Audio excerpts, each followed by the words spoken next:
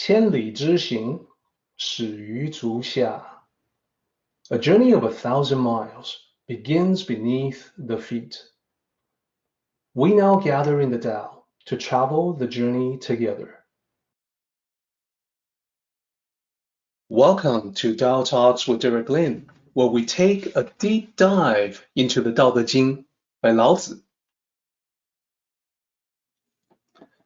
As ever, I would like to extend a warm welcome to one and all.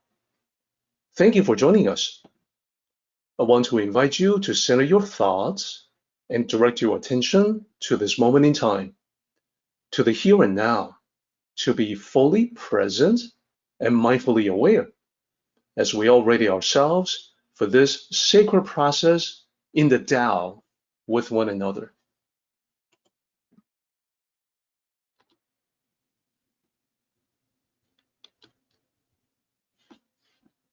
And I think everyone remembers, if you were following the previous segments, that this chapter is Fearing Force, the Fearing Force chapter.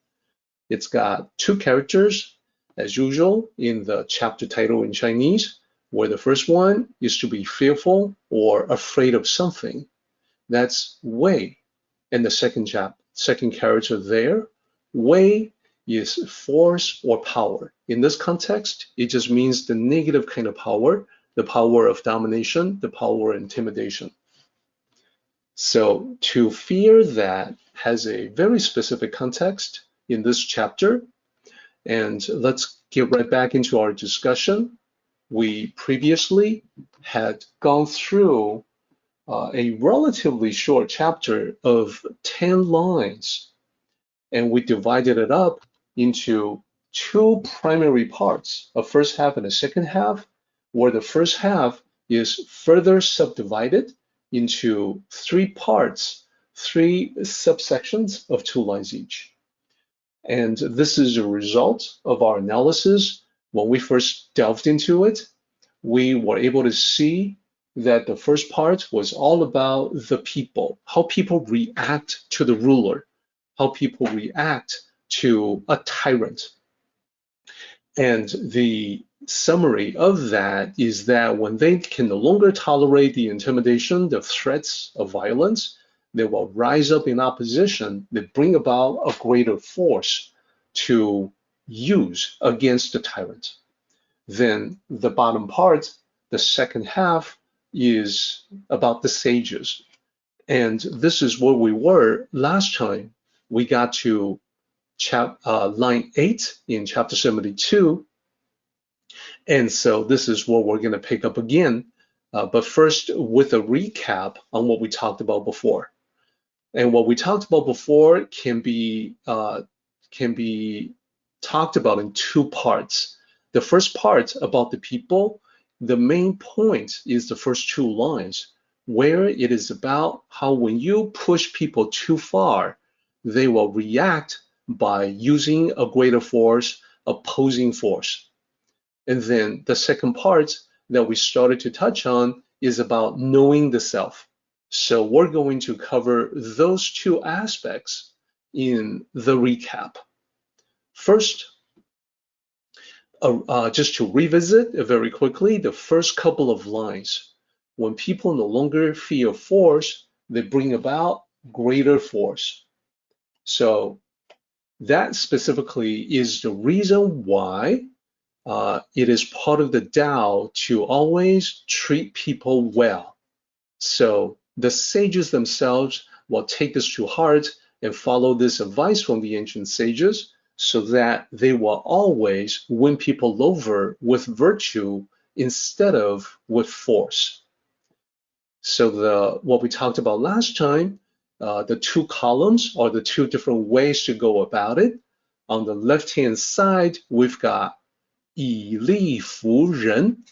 This means using force to cause people to fall in line. And then on the right-hand column, we talked about 以德服人. This is an important concept, not only in the Tao, but through all of Chinese history and Chinese culture. So in ancient times, the rulers became aware that it would be far more effective for them to utilize virtue instead of force when they wish to win people over. And what the sages advised the ancient rulers was that if you use force, whatever you accomplish is going to be temporary at best.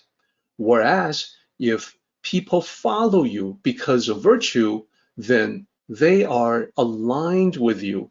You can be sure that it's a permanent alliance because you have won them over to your side. They are true friends. And the second thing that's a negative thing about using force is that you can accomplish that obedience, that falling in line only at the surface level. Whereas when people follow you because of virtue, they are aligned with you and their loyalty to you is from the heart. You get genuine cooperation and alignment. And then we also talked about how beneath the surface level, what people feel is resentment.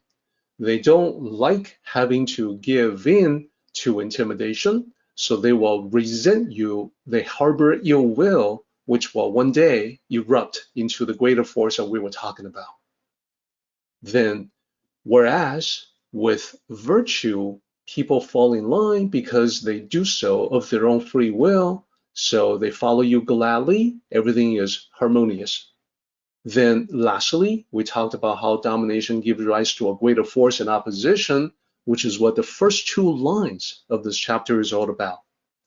And the opposite side is just as valid, which is to say that if you use virtue to inspire people instead of domination to threaten people, then you achieve a very different result. Whereas the greater force people bring about is not to oppose you, but to support you. And I think that is what we all want. So when people no longer feel force, they bring about a greater force. That's actually a warning, and it's motivation for the sages to advise the ruler that it would be far better to win people over by virtue of your leadership, Your Majesty.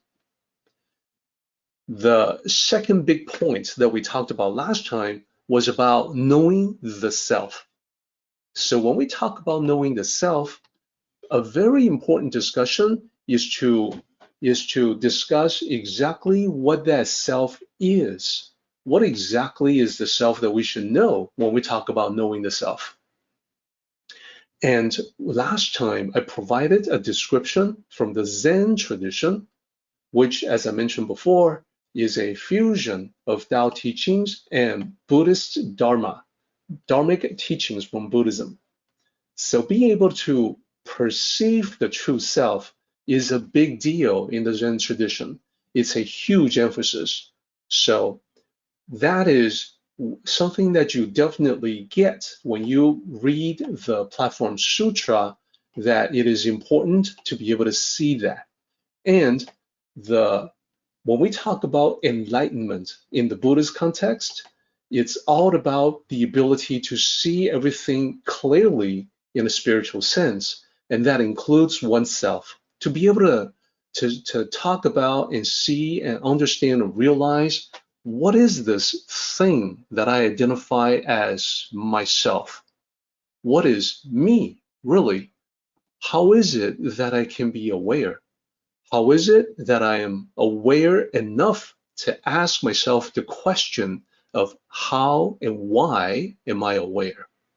So that is the awareness. That's the nature of consciousness and awareness, that it folds in on itself.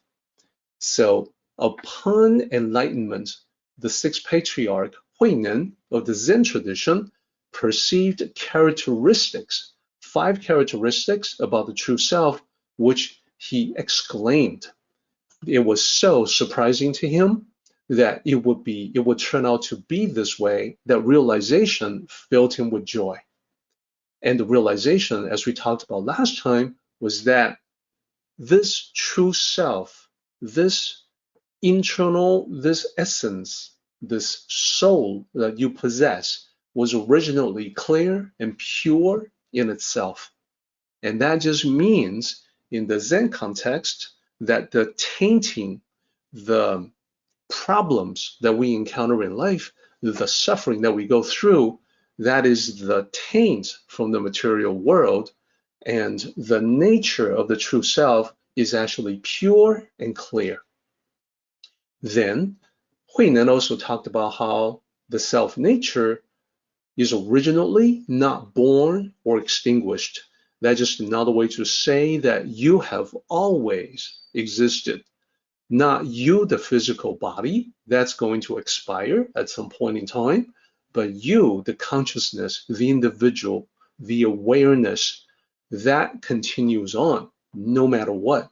And there's going to be further manifestations depending on what you need to learn in this school that we call Earth. And then Huinan also talked about how the self-nature, the true self, is complete and sufficient in itself.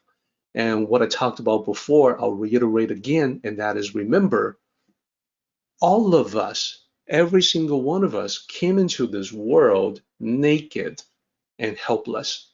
When we were born, we came with nothing but this body that will serve as our temporary vessel. It is the vessel that is housing the awareness and consciousness that you defined as yourself. And that is complete and sufficient in itself.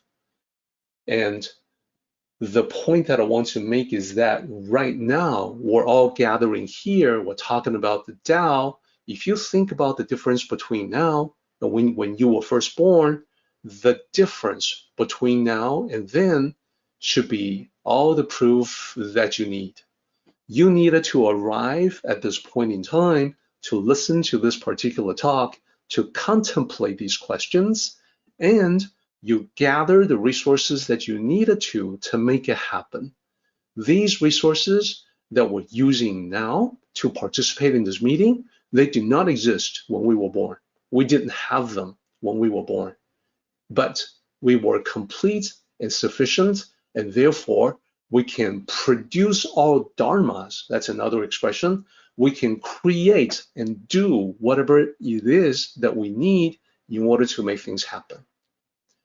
And so the next realization from Huinan was that the self-nature, not moved or shaken, that was his way to talk about how this immortal soul is not something that can lend itself to being damaged.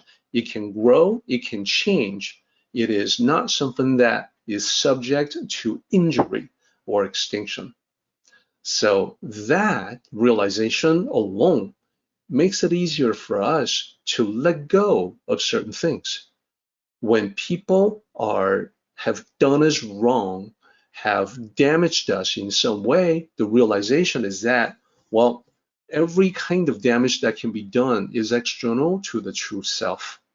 Whether it's damage to things that I own, or to damage to monetary value or reputation, these are all things that are external to me. They don't represent the real me. So the real me cannot be damaged, and I can fall back on that, regroup, and come back stronger. And then lastly, as I mentioned, the self-nature is able to produce all dharmas. This is another way to say that you and I, we have everything we need, and that's the third point, to do anything that we want to do. You can do whatever you need to accomplish. The realization of that full power is part of the rewards of spiritual cultivation. And continue on. Let's talk about how knowing the self is represented in the Tao. And specifically, I picked out lines from chapter 33, 71, and 72. 73 starts out by pointing out that it is only knowing yourself that is the true enlightenment, the true wisdom. Knowing other people, that just means you're intelligent, that's great, but it's not the wisdom of knowing yourself. In chapter 71, which we studied previously, not that long ago, it basically says that the sages improve themselves. They know themselves and they improve themselves. And the way they do that is by looking at themselves, recognizing a fault as a fault, and then work on that fault until it becomes no longer a fault that they have. And then in this chapter, we talk about how the sages know themselves but do not glorify themselves. So this is what we're at. It basically says the better your self-awareness, the more likely it is that you just naturally practice the Tao of humility. That when you understand yourself, your capabilities, your limitations, where you excel, where you can still improve, it brings about a natural kind of humility. So anyhow, let's continue on this topic of knowing yourself. We did some comparisons between people and those who are spiritual seekers, like everyone who's tuning in today. So the difference between the majority of the people out there and those like ourselves who seek to better our true nature, there are actually quite a few differences. When we observe the world, we see that many people have vague ideas about the self. They may associate, for instance, their memories with the self, that they think about how the mind is composed of thoughts and memories. So that to them is the self. Whereas I would say, if you were to lose your memories completely, you will still be you. The you without access to those memories is still the same individual consciousness that you started out with. So you have the you, the self, with your memories, and also without. That is an indication that even memories is external to the soul. And that explains to some extent why it is that we're not able to have memories that extend to the beginning of time, to previous lifetimes, etc. It is external. It is outside of the true self. So in comparison to that, what we would like to do as Tao cultivators is to understand self-nature more. We want more clarity on that, more understanding. A lot of people may be unclear as to what they're looking to get out of life, or they may not have goals of their own. So the second and third points there is about how people may be going after material things. That is their goal. Or they're following a path that is set by expectations of society or other people rather than what they truly want for themselves. So in contrast to that, Tao cultivators, what we would like to do is to understand the path that we are on. And we also want to know exactly why we're on this particular path. We also want to know where we are going. And if we're not sure, it's okay to begin with a general direction guided by the ancient sages. At some point, though, clarity will descend and we will know exactly what it is that we want to accomplish. So the problem of not having that as an anchor, as a compass, as a direction for your life is that, like many people, they work hard for years, but then in the twilight years of their lives, they feel empty and devoid of purpose. So that is not something that we want to do ourselves. Instead, we want to proactively create a meaningful life for ourselves. The understanding is that there's no meaning to anything except what we create and author and define and architect. Life is a blank canvas that is inviting our creative contribution. That being the case, we're the ones who should be thinking hard about what is the meaning for my life. that I can create, and I can indeed start creating today. And the problem with having materialistic goals like, net worth, a position that is high up in an organization, is that these are temporary goals. They are transient, they come and go, but they can also provide a lot of people with a false sense of pride, that they will take pride in that. It will inflate their ego. Whereas in the path of spirituality, what you and I should try to do is to keep everything in perspective, and that will keep us naturally humble. So overall, the message that I have with this slide is that you want to be different from the way that many people live their lives. In the West, what many people say, they like to use sort of a humorous saying that life's a bitch and then you die. Well, I want for life to be more than that for all of us, for everyone. And it is up to each individual to create that life of meaning. So that is the recap for what we talked about last time. And we're ready now to get into the rest of 72 and to complete the discussion. So we got done talking about the sages knowing themselves, but then we have 3 characters that follow to talk about what the sages also are. 不自见. This is a description of the sages, and the literal translation of these characters does not really lend itself to clarity or clear, easy understanding. Literally, the first character is not. The second character, the middle character there in the extract is self. And then the last character typically is the character for see, to see or to watch. So this is sometimes mistranslated as see the self or self-see. What it actually means is not to see, but be seen in the context of the inflated ego, putting oneself on display, to let oneself be seen by as many people as possible. That is somebody who's very conceited. So what it actually means is 不自见 means no self-glorification, not engaging in the practice to put oneself on display, to show off yourself, to let yourself be seen. So the sages are perfectly comfortable being among people. They don't need to show off. They also don't need to hide.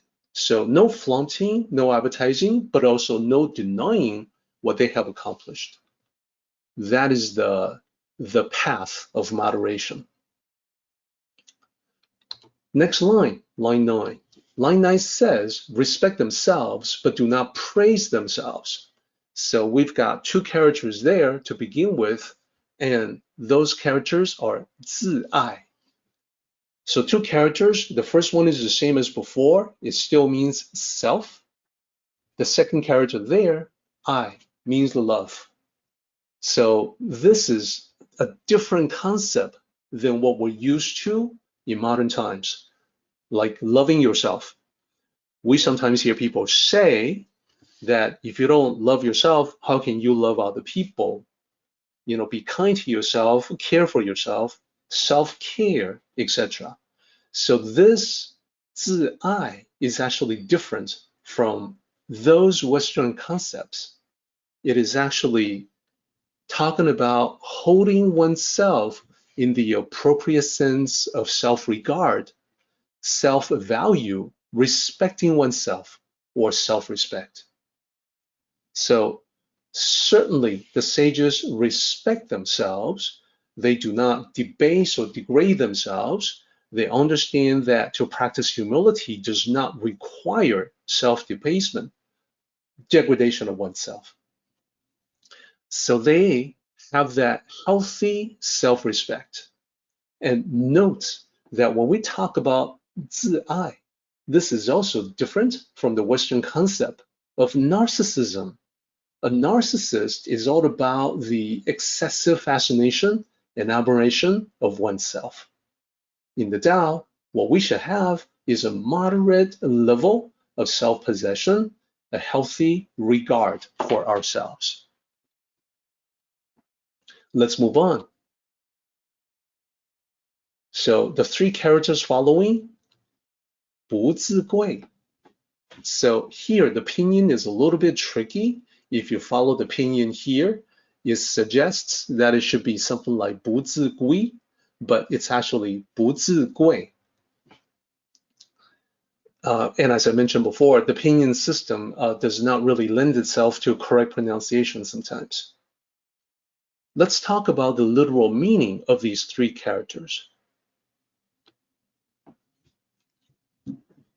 The first character is the same. It's still the meaning is the same. It's still no or not. And the second one is also the same. It still means the self. And then 贵, the last character there, it means value. When used in modern Chinese, it can also mean expensive, meaning great value or high value. So that's what that is. So when we put it all together, we begin to see the meaning. It means not advertising oneself as a very high value, or in other words, not praising oneself. To not engage in this kind of egocentric behavior, it means a few things. So let me just go through them explicitly with you. Remember, 自贵 is about this overinflated sense of value leading to excessive self-praise. So to not engage in that kind of behavior, it means, number one, to not boast or brag about yourself. Number two, to not try to elevate yourself higher than other people, even if it's only in your mind. And a lot of times I find that this can be the case, that people appear to be humble, but in their mind, they're elevating themselves higher than others. So there's actually arrogance that's hidden by the exterior appearance of being humble. And then number three is about social positions, social profile. To 自贵 is to try to assume a higher profile, higher social position, and 不自贵 is to make no attempt in that regard, recognizing that those things are belong to the material world and they're transient, they're temporary. So this is definitely what the sages follow. So the sages are humble, therefore they do not boast about themselves. So this is an important topic, and I have material here that I think can shed some further light into the topic. I want to talk about how this thought process began by Lao Tzu and continued throughout the Tao Te Ching. That is to say, this is not the only chapter. 72 is not the only chapter where we talk about this whole idea. We can begin with chapter 13 about this value. So what it says is that one who values the world, values the self as the world, can be given the world. One who loves the self as the world can be entrusted with the world. So the meaning is pretty clear. The one who values the self is the one who lasts, and therefore can be given a leading role. But at the same time, the next level above that is the one who treats the world with love and respect. So remember, I, the character for love, in this context, is about self-respect. Extending the self-respect, respecting the world as you would yourself, is a key characteristic of the Tao leader. So this is the one who can be trusted. And in the thinking of Lao Tzu, the same train of thought continues on, the same thread into chapter 39.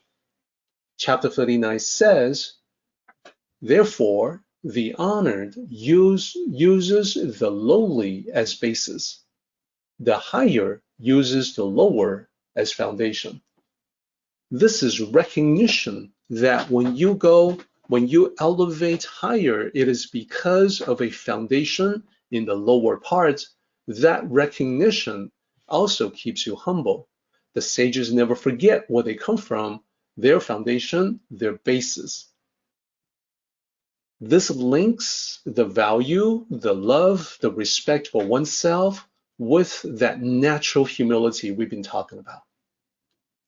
And then chapter 72, what we're studying now, it talks about the sages as well. And it says the sages know themselves, but do not glorify themselves. They respect themselves, but they do not praise themselves. So those are the two lines that we're on now. And this is all about the self-knowledge of the sages. The sages have that self-knowledge, they have that self-respect, and that is why they never let it become self-centric delusions. They know themselves too well. And this can be tied with the previous chapter that talks about how the sages review their mistakes, their flaws, their faults, and they seek to do something about that, to make amends, to make corrections, to remediate past mistakes. And altogether, you can sort of like look into the mind of a sage and understand how it is that they can be highly accomplished, but also at the same time, humble and down to earth. So let's continue on. We are getting to the end of this chapter, so making excellent progress there. Last line of chapter 72 says, thus they discard that and take this. So we want to definitely explore this. On its own, it can be rather vague. Thus they discard that. Who are they? The sages. Discard that. What is that? And what is this that they take? So let's start with the part that says discard that.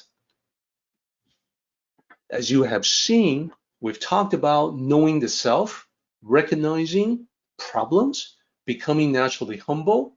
Therefore, in this context, to discard that means to let go of the ego. Now, this doesn't mean the elimination of the ego. We all need a sense of self in order to operate. It is when that sense of self gets out of control that there's arrogance. So it means let go of glorification and self-praise, as we talked about. The sages do not try to flaunt or put themselves on display. They do not draw attention to their accomplishments. They have no need to draw attention to their accomplishments, but at the same time, what happens is that if other people were to ask about what they have accomplished, they would also not deny the accomplishments. That would be a false sense of modesty. So this is what I try to live in my life as well. Whatever I think of as my accomplishments, there's really no need for me to talk about them. But if people were to bring it up, I'm happy to answer whatever questions I can in an honest and transparent way. Let's move on to talk about what the sages will take. So remember, this line is thus the sages discard that egocentric thinking, delusions, and take this. So let's talk about taking this. In this context, to take this means holding on to the Tao. So this is what the sages do. They hold on to self-knowledge and self-awareness, which is the gateway to the Tao. They take or hold on to or embrace what is real and natural. That's what the Tao is. It is what is natural. They respect themselves and therefore other people. They pay attention to what is needed, which may not be what is desired. This is part of knowing oneself. So being humble, they are approachable. And overall, when you look at all of these factors together, you can see that for the sages, these different factors together lead to a life of harmony. And that's what we try to do ourselves as well. So that is the reason why I've assembled this last part together in sort of a side-by-side to make things a little bit easier to see. This last section I can summarize in this fashion. So remember, the lines are know themselves but do not glorify themselves, respect themselves but do not praise themselves. Thus, they discard that and take this. So in this slide, I've got discard that on the left-hand side and take this on the right-hand side. Let's talk about those. So first of all, to discard, what is it that the sages discard? It would be aspects of the external material world, the aspects that I talked about as having a tainting influence to the purity and clarity of the true self. Those are the aspects to be discarded. And what do they take? They take the internal spirituality, meaning the Tao within. When I talk about the Tao within, I am referring specifically to the connection that everybody has to the Tao. You have it, I have it, everybody has it. And that connection is what we want to strengthen with the Tao. And then sages also discard, as we talked about, egocentric words and actions. So not just the thoughts, egocentric thinking, egocentric delusions, but also expressions in words and actions. Those are to be discarded. And then what they take instead is the opposite of that, and that is the Tao of humility. So I think you've gotten the idea by now that when I say the Tao of humility, I'm not referring to debasement or self-degradation. I'm talking about self-knowledge, a kind of confidence about what you can really accomplish and where you can still do better. That clarity leads to the Tao of humility. So in this last section, we talk about how the sages discard showing off, for instance, one's intelligence, capabilities, trying to draw attention to everyone. And on the other side, on the right-hand side, what they take instead is knowing yourself, embracing self-nature, that description we were talking about from the Zen tradition, very useful, and seeing reality as it is without wishful thinking. So wishful thinking will cover things like, I am already perfect, I don't need to do anything. That actually falls into the category of the ego out of control.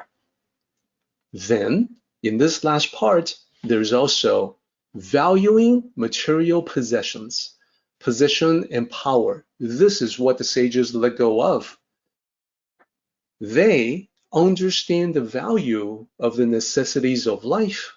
They don't need anything beyond that. The sages can be accorded position that's very high up and considerable amount of power, but it is not for them the end goal. It is something that happens as a natural byproduct of their cultivation or their path. So for most people, definitely we see a lot of valuing of material possessions, position and power, without realizing the empty nature of all of the above. Material possessions, ultimately empty. You can take them with you. Same with the position that you attain in society, the amount of power that you gather. Though all of these are become empty and meaningless the moment you are done with this lifetime and ready yourself for the next one. So that's not where life is at. And for many people, they don't come upon that realization until they are about to depart this lifetime. I would suggest we don't need to wait that long. So for the sages, and hopefully for us, respecting oneself, protecting one's nature on the path of spiritual evolution, this is what we want to take. We discard the egocentric, we take the healthy self-respect, protecting oneself on the path of spiritual evolution. So this pretty much concludes our discussion of chapter 72 today. The only thing that's left will be to go over the paraphrase for this chapter, as well as a finishing flourish, the full circle discussion. So let's go ahead and get into the paraphrase for 72. And as I mentioned before, 72 is divided up into first half and second half. And in the sectional analysis, you saw that the first half can be further divided into 3 couplets, 3 parts, 3 subsections of 2 lines each. For the purpose of the paraphrase, we'll treat the first half as 1 unit. And here is the paraphrase that I would like to offer for that. A ruler who oppresses the people will eventually push things too far. At that point, the people lose their fear of the tyrant's power and bring about an even greater power in rebellion. This is why the ruler should not limit the people's freedom and not live in ignorance of the way they live. When the ruler understands the people will support the ruler. This is also true for us. If you keep trying to force your way onto others, eventually they will be fed up and push back. This is why you should refrain from bossing people around and why you should look at things from their perspective. If you understand where they're coming from, you can win them over. So I think, good advice from Lao Tzu on the way that we conduct ourselves in this lifetime, the way we treat other people. In the Tao, it's always about the gentle, the soft, the light touch, the helpful, what it is that's going to enable harmony within a group between yourself and others. Then in the second half, we shift the focus away from the people, the relationship to the ruler, or as we explained in the paraphrase, the relationship between yourself and everybody around you, shifting away from that to the sages, how the sages act and what we should emulate. Here's the paraphrase I want to offer for the second section. This is why the sages follow the Tao in the way they treat others and themselves. They have self-awareness, so they never flaunt or put themselves on display, intentionally or otherwise. They respect themselves, but not so much that they place their own needs ahead of other people in an egotistic way. In general, they discard the illusory desires of the world and affirm the genuine Tao in life. This is how they attain lasting peace and harmony. So hopefully we have in this paraphrase at least some ideas that can serve as guidance for all of us in leading the better life. And now let's go over the full circle. In the last line of Tao Te Ching chapter 72, Lao Tzu says the sages discard egocentric manifestations and hold on to the Tao. That's just another way to say the sages discard that and take this. This is the Tao. That is the egocentric manifestations. So let's go ahead and link it back to the first line and see the dynamic in the first line that talks about the negative forces resulting in greater counterforce in opposition, like people rising up to resist, rebel against the tyrant. And this is further circling back to the very end, and we can then combine the meaning from the end back to the beginning to see if there's a hidden message for us. So the meaning of the first line and last line, they are connected. Arrogance is at the heart of the negative force that seeks to intimidate and dominate. So in the last line, the sages wish to be without that arrogance, that ego. In the first line, we learn that what the people initially fear from the tyrant is the force that originates from that kind of arrogance to oppress people. That arrogance, that ego, is at the heart of all negative forces in the world, including the negative things in personal interactions. When someone is threatening, when someone is bullying, intimidating, those are the things that reflect at our level what Lao Tzu says about kings and emperors. So having seen that, having seen the connection, when we want to do instead, hold on to the Tao, well, that is resulting from self-awareness, self-respect, and self-knowledge. Therefore,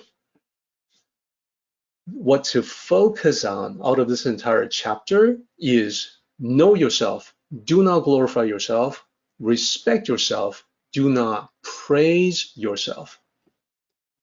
So that, I think, will be the most important two lines from this entire chapter.